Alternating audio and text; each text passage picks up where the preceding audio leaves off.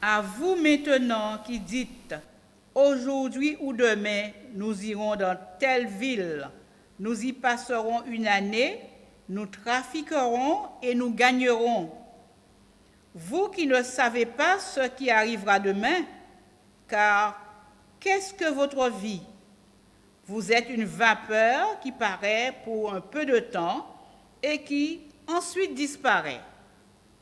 Vous devriez dire au contraire, si Dieu le veut, nous vivrons et nous ferons ceci ou cela. Que l'Éternel bénisse l'influence de ces paroles dans nos cœurs.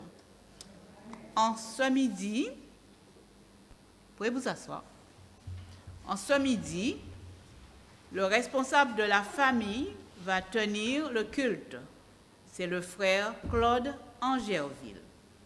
Frère Angerville.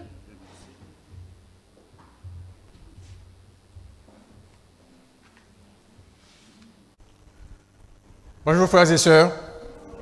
Bonjour chers amis.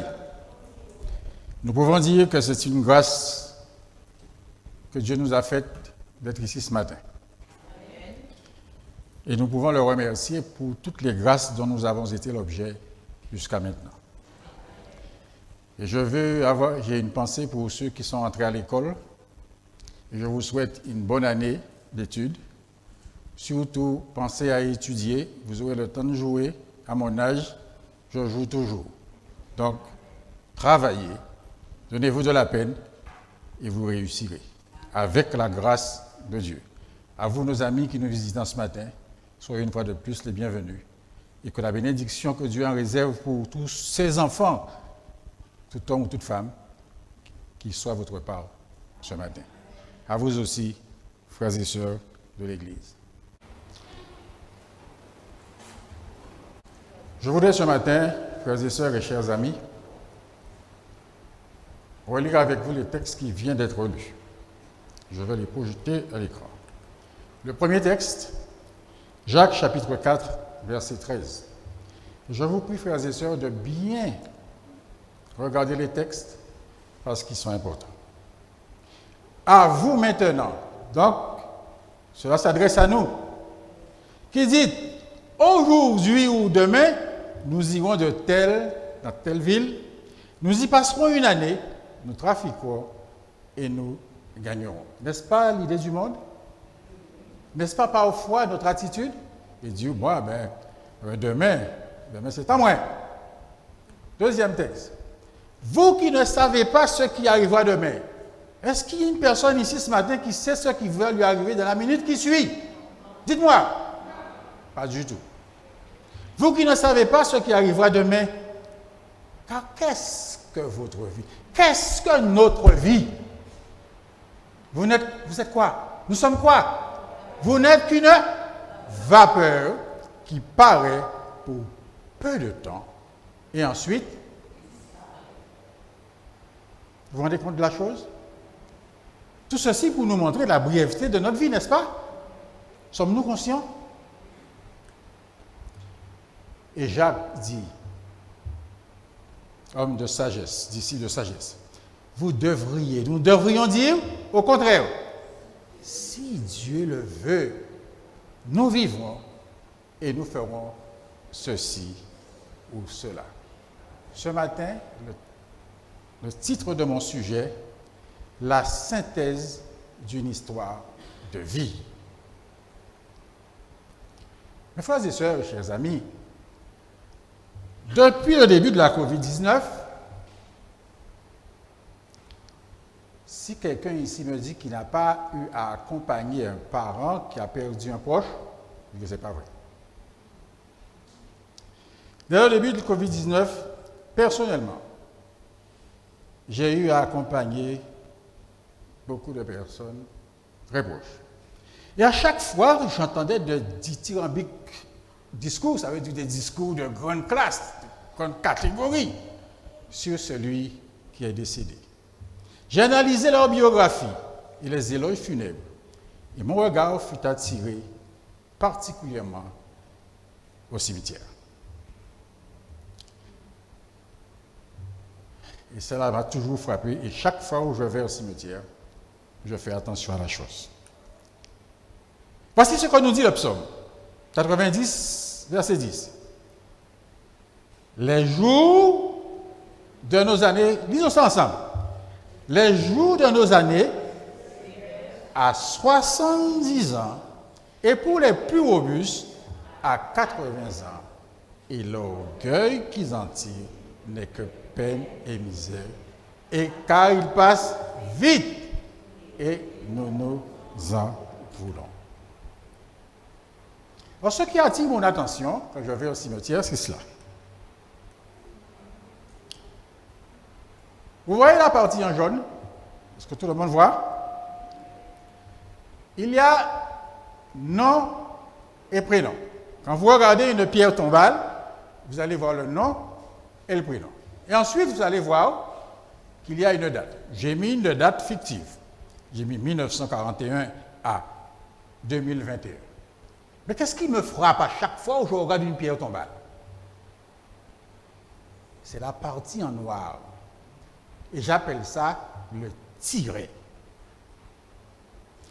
J'essaie de vous illustrer cela. Le tiret, en un en haut, à gauche, voici à gauche, un, né, le. C'est le début de la vie physique. Vous êtes d'accord avec moi? Ensuite, j'ai mis une date, j'ai choisi une date pour les plus robustes. Disons que vous décédez en 2022, vous avez 80 ans, n'est-ce pas? Et ça, on va dire que ce sont les robustes. D'accord. Ensuite, je descends, 1952 à 2022, ce sont encore des robustes. Et certainement, il y en a des super robustes et il y a des robustes ici, n'est-ce pas? Et puis, je suis descendu un peu plus bas, 72 à 2022, 50 ans. Alors, le tiret attire mon attention. Et vous allez voir, en 3, là, le petit tiret, il marque tiret. Tiret, c'est la durée de vie et c'est l'illustration biblique. C'est peu de temps. Donc, je prends un exemple, 1942 à 1980, c'est votre tiret. C'est votre vie de la naissance à la mort. Ainsi de suite. Vous voyez? Donc, le 3, tiret, mais regardez, la flèche qui va aller à droite, et ce tiret, Psaume 90, verset 10, comme je vous ai dit tout à l'heure, 70 et 80 ans, pour les plus. Et qu'est-ce qu'il y a pendant ce temps-là? Orgueil, peine et misère. Et à côté, Job nous dit, elle est courte, elle est agitée, et elle est coupée, et elle disparaît comme une eau. Mes frères et sœurs, ce matin, chers amis, que faisons-nous de ce tiret? Comment l'utilisons-nous? Illustration suivante. Là, je vais vous expliquer le tiret en 2 étapes. Première étape, je reviens à la vue antérieure, mais c'est le début de la vie physique, n'est-ce pas? Et regardez ce qui va se passer. Vous voyez le trait que j'ai tracé? C'est le parcours de vie entre la naissance et le décès. Et la partie en noir, il y a un A, c'est la vie sans Jésus, possibilité de la continuer sans lui, jusqu'au décès. La partie noire, ça veut dire qu'on vit dans mon Tibet. Ça fait Jésus et tout ça là, on n'a rien à voir dans ça. Je n'ai rien à voir. On mène sa vie. La deuxième flèche, c'est la vie de ceux qui, à un moment donné, n'avaient pas Jésus. Et à la ligne rouge où je mets décision, c'est au moment que cette personne va prendre la décision. Quelle décision? Alors je reviens.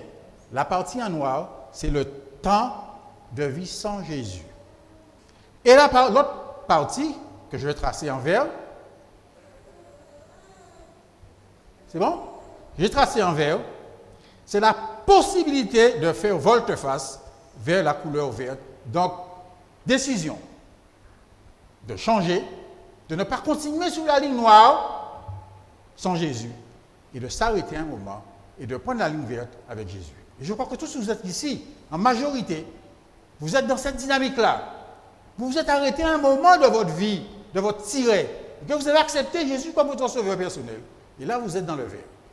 Et maintenant, deuxième étape, le 2, cette partie verte, c'est le temps de grâce, c'est la possibilité de choisir l'orientation de nos vies dans le temps qui nous reste avant le retour à la poussière. Ça veut dire que vous avez accepté Jésus. La partie rouge, décision. Vous marchez avec Jésus jusqu'à quel moment? Je vous dirai tout à l'heure. Le moment, c'est le retour à la poussière. Mais cette partie verte, avant le retour à la poussière, c'est le moment qui nous reste à utiliser notre vie à bon escient. Alors, aujourd'hui, est-ce que je peux dire de vous, là, vous êtes décédé? Vous avez peur de me dire ça? Non! Ma vue. Et regardez la dernière flèche. En bleu, qu'est-ce qu'il dit? Pas encore décidé par Dieu. Nous sommes en sursis, mes frères et sœurs. Et ce temps de sursis, comment nous l'utilisons? L'utilisons-nous à bon escient? La question est posée à chacun de façon individuelle. Je poursuis. Le psaume 90, verset 3 nous dit, c'est Dieu qui parle. Il dit, tu fais entrer les hommes où? Dans la poussière. Ils ne vont pas ailleurs, hein? Dans la poussière. Et tu dis quoi, fils de l'homme? À n'importe quel moment là, Dieu peut me dire de rentrer, et n'importe lequel d'entre vous, retournez. Mais le temps là que j'ai montré tout à l'heure en vert, là, c'est le temps que nous avons pour pouvoir revenir à Jésus et vivre pour Jésus. Et maintenant, je vais vous faire un résumé du parcours de vie. Programme de vie en utilisant son tiret à bon escient. Alors, regardez les flèches. On part toujours de la vie sans Jésus. Et regardez la couleur de la flèche. Elle est quelle couleur? Elle est noire. Donc, c'est la vie sans Jésus. La deuxième flèche, qui est une flèche verte, elle me dirige vers où? Vers une prise de conscience, une repentance, et ensuite, prise de décision. Donc, la prise de décision, c'est la prise de conscience de notre état.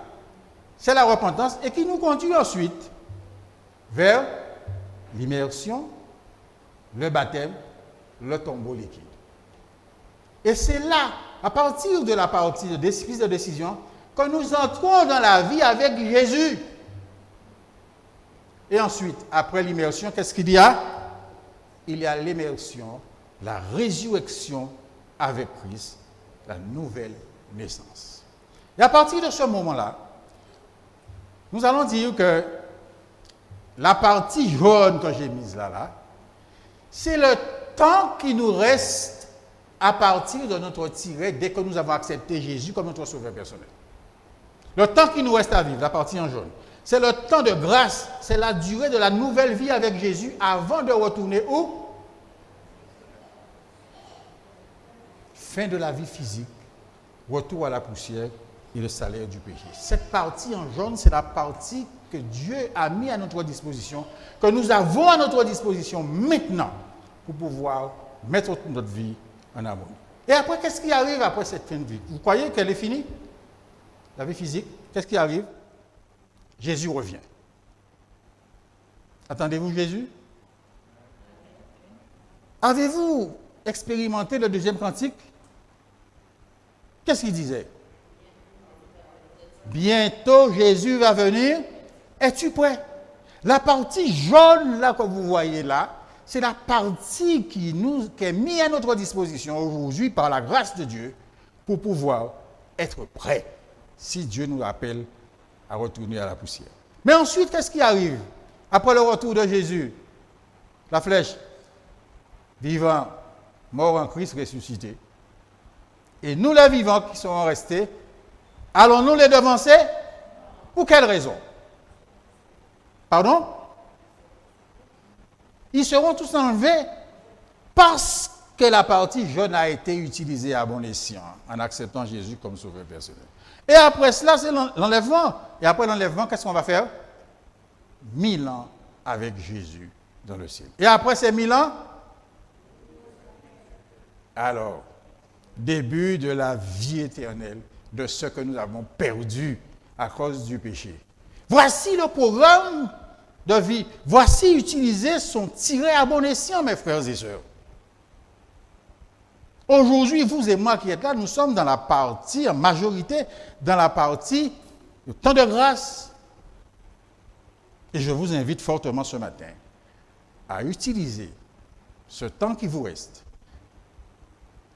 à sceller alliance avec Jésus et à ne pas continuer dans la ligne noire, comme je vous ai dit en liminaire, mais à vous arrêter un moment et à vous engager avec Jésus. Et ensuite, les choses vont continuer. La grâce de Dieu sera à votre disposition, mais elle est aussi à la disposition de tous ceux et celles qui sont ici et qui veulent continuer sur la ligne noire. La ligne verte et la ligne jaune est encore disponible. Je poursuis. Question majeure. Qu'est-ce qui compte dans votre vie aujourd'hui? Serait-ce votre date de naissance ou la date de votre nouvelle naissance où vous avez scellé alliance avec Jésus-Christ? Dites-moi. Dites-moi. Le 1 ou le 2? Amen. Amen.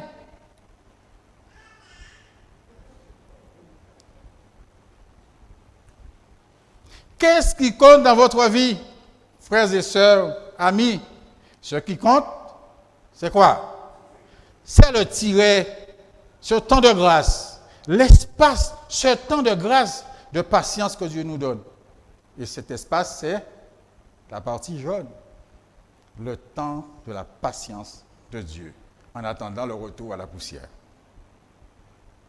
Ce temps-là, je reviens. Comment l'avons-nous passé? Comment le passons-nous aujourd'hui, jusqu'à aujourd'hui? Comment vivez-vous ce temps, cet espace, ce temps de grâce? Se tirer à chacun.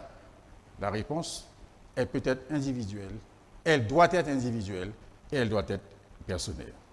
Qu'est-ce qui compte dans votre vie? Comment le passons-nous aujourd'hui?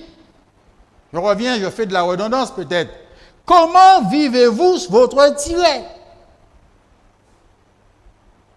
Alors, aimez-vous Dieu? Aimez-vous votre prochain? Aimez-vous vous-même? Prenez-vous le temps d'aimer durant le temps qui vous reste dans votre tiret? Dites-moi, prenons-nous le temps d'aimer? Aimez-vous Dieu? Prenez-vous le temps d'aimer Dieu vraiment? D'aimer votre prochain? Et prenez-vous le temps de vous aimer vous-même. Ce n'est pas égoïste de s'aimer soi-même.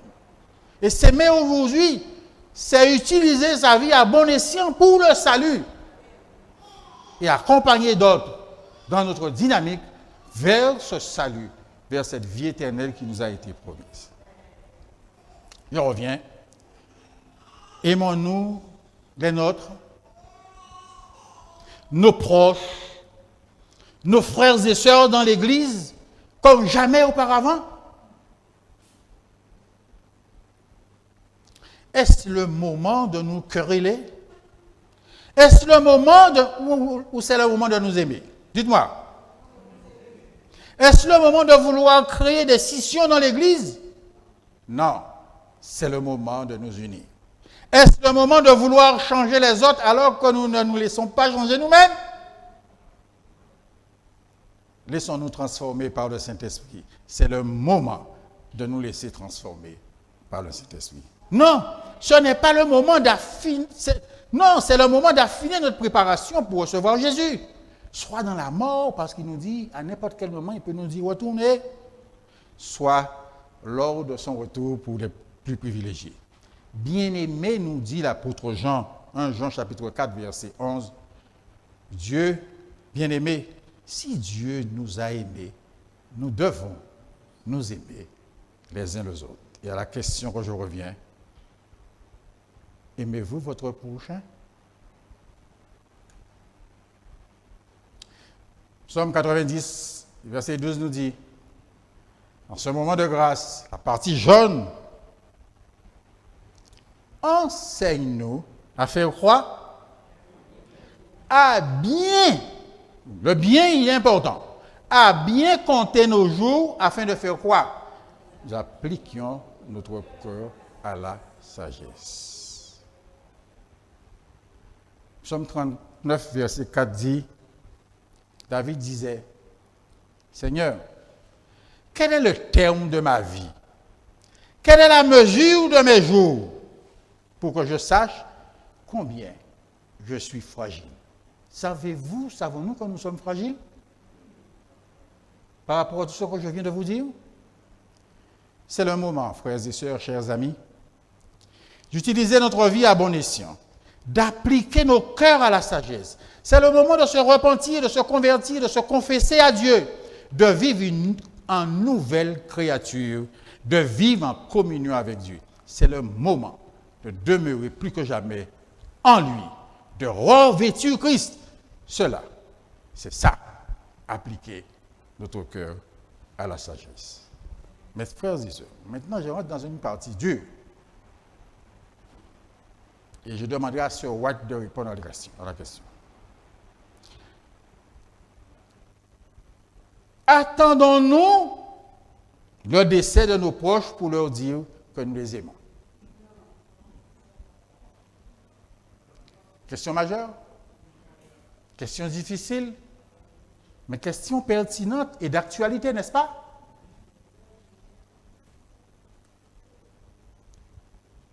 Voici ce que la sœur White nous dit. Lorsque l'un de nos frères vient à mourir, quel souvenir avons-nous de la manière dont il a été traité? Quand vous allez, vous avez su que votre frère est décédé, un parent proche, quel souvenir avez-vous de la manière dont il a été traité? Pas par les autres, mais par vous. Les tableaux qui s'offrent à notre mémoire sont-ils agréables à considérer? Je m'adresse à chacun, à moi aussi.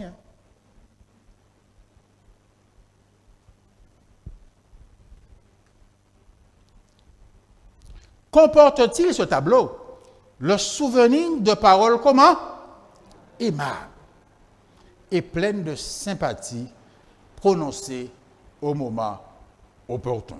Quel est ce moment opportun d'après vous? Dites-moi. Je vous n'entends pas. Maintenant, alors qu'ils sont en vie. Le moment opportun, c'est parce qu'ils sont en vie. Ces frères, vous et moi, ont-ils écarté les mauvais soupçons dont ils étaient la victime? Est-ce que moi, j'ai écarté les mauvais soupçons dont celui qui est couché était la victime? Ont-ils pris sa défense? Avons-nous pris sa défense, leur défense? Tandis qu'ils étaient en vie, moment opportun. Ont-ils suivi l'ordre inspiré qui dit quoi? Consoler ceux qui sont abattus et supporter les faibles. Notre réflexe, c'est certainement lorsqu'on va derrière le cercueil ou on fait la poutre, c'est là où on veut consoler qui? Les parents. Mais celui qui devrait être consolé avant sa mort, c'est celui qui est couché là maintenant. L'avons-nous fait? Le faisons-nous?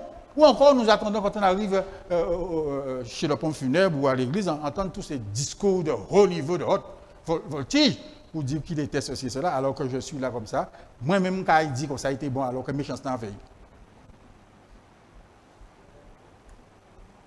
Voici, tu as souvent enseigné les autres, Tu as fortifié les mains languissantes, disait Job.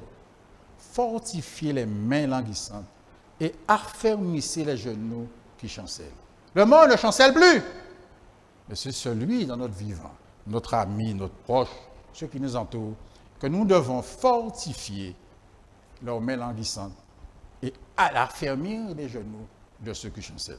Et ne pas parce qu'ils sont au bord du trou, on les pousse pour tomber dans le trou, mais les attirer et sortir du trou.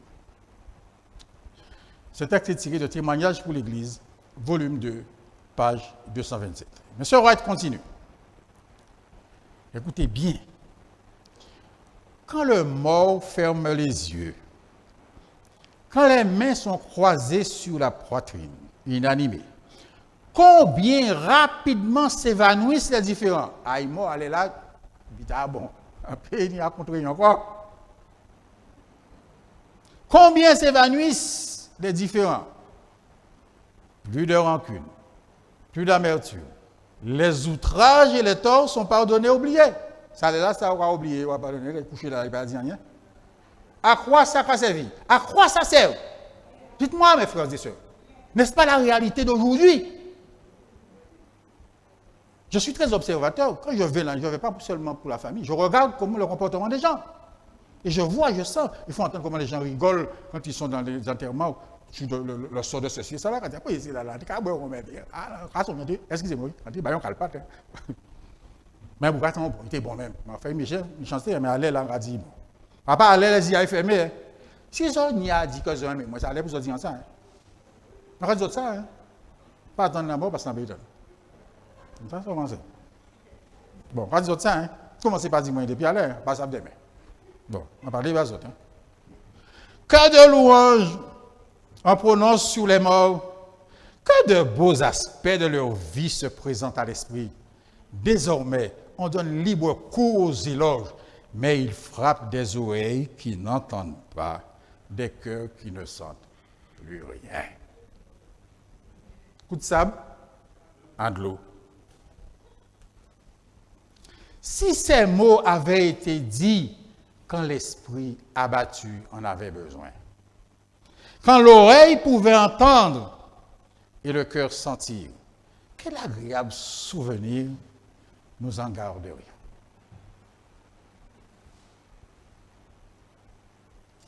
À quel moment devrions-nous dire à nos frères et sœurs comme les aimants et leur apporter toute l'attention dont ils ont besoin? Quand ils sont vivants. Combien se tiennent horrifiés et silencieux au chevet de mort, se rappelant avec honte et tristesse les paroles et les actes qui ont apporté le chagrin à un cœur désormais inanimé. Là, on a dit, mais si pour, mais si, en paniquant, il m'a dit, mais si pardon, pour qui j'en ai là, la façon de ça, pour chaque fois, on a dit, on fait ça. À chaque fois, je ferai ça, il dit que je vais faire, je ne fais pas. Et quand la personne décide, elle dit, mais c'est pour. Ma conscience me reproche. Il est trop tard. Il est trop tard. Combien se tiennent horrifiés et silencieux au chevet d'un mort, se rappelant avec honte et tristesse les paroles et les actes qui ont apporté le chagrin à un cœur désormais inanimé. Mettons dans notre vie, mes frères et sœurs, toute la beauté, tout l'amour et toute la bonté dont nous sommes capables. Soyons prévenants, reconnaissants, patients, tolérants les uns avec les autres et surtout, Robert, quand on est au creux du creuset. La douceur au sein du creuset. Je peux vous en parler. Que les pensées et les sentiments qui trouvent leur expression au chevet des mourants et des morts soient manifestés en cette vie dans nos rapports, comment? Quotidiens. Ça veut dire tous les jours, avec nos frères, nos sœurs, nos proches et au sein de nos familles, au sein de notre couple, au sein de notre environnement professionnel ou autre, au quotidien. Témoignage pour l'Église, volume 2, page 228. Mes frères et sœurs, je pense qu'arrivé là, je vous ai donné suffisamment pour comprendre que votre tiret, vous devriez l'utiliser à bon escient. Et faire ce que je viens de vous dire, c'est aussi utiliser sa vie à bon escient. Permettre à d'autres de partir avec le sentiment de ne pas être toujours brimé. Et nous aussi avoir le sentiment d'avoir utilisé notre voix, notre langue, notre démarche à bon escient en vue du salut des autres. Un petit résumé. Utiliser son tiret à bon escient, c'est naître et vivre pas à la manière du monde. Naître de nouveau et vivre la vie de Jésus. C'est mourir avec le Christ une mort volontaire, comme on chante. Après l'avoir rencontré, être enseveli avec lui par l'immersion, ressusciter avec lui et vivre une nouvelle vie, immersion, avoir l'assurance de la résurrection lors de son retour à la poussière et être déterminé à vivre dans Sion, pays de gloire, les regards en haut. Et sans les regards en haut, nous n'allons pas pouvoir utiliser notre vie à bon escient. Je voudrais, après ma conclusion, permettre aux animateurs de chanter avec vous dans Sion, pays de gloire, 614. Ce midi, frères et sœurs et chers amis, avant d'entamer le 614, je vous invite alors à vivre votre tiret, ce temps de grâce, en fixant vos regards en haut encore plus haut, vers Dieu, vers le ciel, vers la vie éternelle dans Sion, pays de gloire. Je vous invite à vous mettre debout et nous chanterons au 614, Sion, pays de gloire. Dans Sion, pays de gloire, le 614. Et je vous invite par là même à prendre vos hymnes et louanges. Dans Sion, pays de gloire, pourrons-nous entrer un jour et proclamer la victoire de Jésus, le roi d'amour. Oui, dans la sainte patrie, tous par Jésus-Christ lavé, chanteront l'âme ravie, l'amour qui les a sauvés. Verrons-nous joie infinie, nos bien-aimés disparus, reviendront-ils à la vie, à la paix du roi Jésus? Oui, dans la sainte patrie, tous par Jésus-Christ lavé, chanteront l'âme ravie, l'amour qui les a sauvés. Verrons-nous le roi de gloire, notre unique que Rédempteur, jouissant de sa victoire,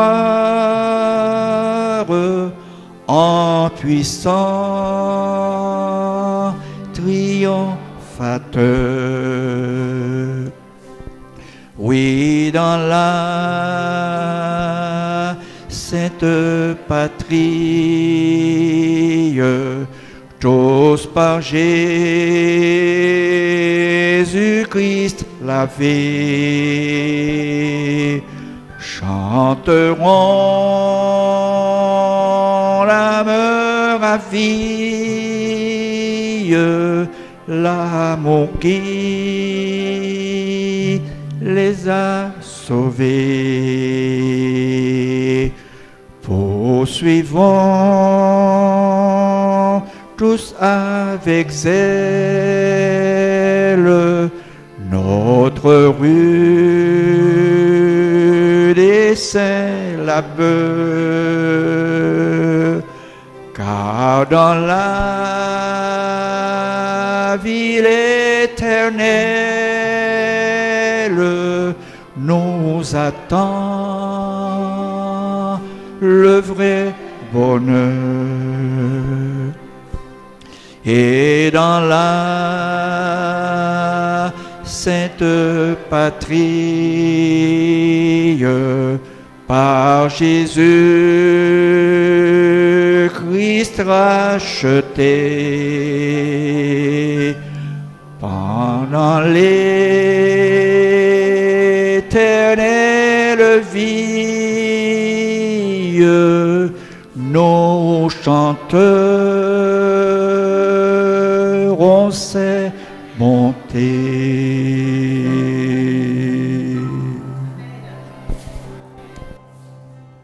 Inclinons nos têtes pour la bénédiction. Seigneur, notre Père et notre Dieu, merci pour toute l'attention que tu ne cesses de manifester à l'égard de tes enfants. Tu fais lever ton soleil sur les bons et les méchants. Et tu nous appelles à être patients, à être doux, à être conciliants et à être dociles face à ceux qui souffrent. Seigneur, notre Père et notre Dieu, alors que nous vivons les dernières heures de ce monde, donne à chacun ici présent, ce matin, ce midi, à bien compter ses jours et à l'utiliser à bon escient. En fortifiant les mains languissantes, en affermissant les genoux qui chancellent, à utiliser sans tirer ce temps de grâce à bon escient, avec sagesse, en ayant le regard fixé en haut, toujours plus haut, vers toi, vers le ciel, vers la vie éternelle, dans Sion, pays de gloire. Qu'il en soit ainsi pour chacun d'entre nous, et que si jamais, Seigneur, tu nous appelles à retourner, que nous puissions nous rencontrer et vivre la vie éternelle dans Sion, pays de gloire. Qu'il en soit ainsi pour chacun ici présent. C'est mon vœu le plus cher. Nous t'avons prié au nom de Jésus et pour ta gloire. Renvoie ton peuple, Seigneur, avec ta bénédiction. Et c'est au nom de Jésus que nous te le demandons et pour ta gloire. Amen. Que la grâce de Dieu soit sur toi pour t'aider à marcher dans ses voies. Reçois tout son pardon et sa bénédiction. Va en paix dans la joie, dans l'amour.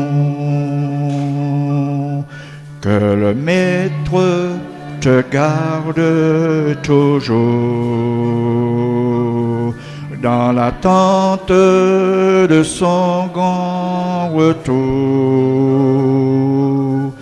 Mets ta main dans sa main tout le long du chemin. Va en paix dans la joie, dans l'amour. Mets ta main dans sa main tout le long du chemin. Va en paix dans la joie, dans l'amour.